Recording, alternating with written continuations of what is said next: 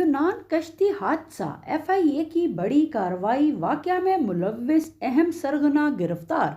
समंदर में डूबने वाले पाकिस्तानी नौजवानों को गैर कानूनी तौर पर भेजने वाला एजेंट बैरून मुल्क फरार होते पकड़ा गया। एक एक नौजवान से कितने लाख रुपए लिए। मुलजम ने यूनान के गैर कानूनी सफर में सहूलत फराहम करने के इवज 23 लाख रुपए वसूल किए थे। मजीद मुलजमान की गिरफ्तारी के लिए टीमें तश्कील।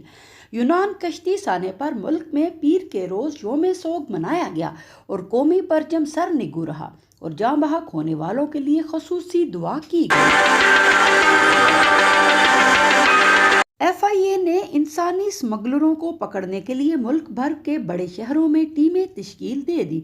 यूनान कश्ती हादसे में 3 इंक्वायरियां और 6 मुकदमात दर्ज किए गए और 20 से ज़ायद इंसानी स्मगलरों के खिलाफ मुकदमात दर्ज किए गए।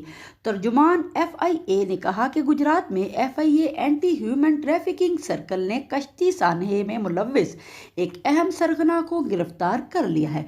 मुलजम की शिनाख्त एजेंट वकास अहमद के नाम से हुई। इसका ताल्लुक वजीराबाद से है। इसने यूनान के गैर कानूनी सफर में सहूलत फराहम करने के इवज 23 लाख रुपए वसूल किए।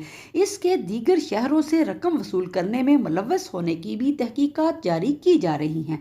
इसके अलावा एक मुश्तबा शख्स की शिनाख्त साजिद महमूद के नाम से हुई है, जो कि गुज़िश्ता कई माह से रूपोश था।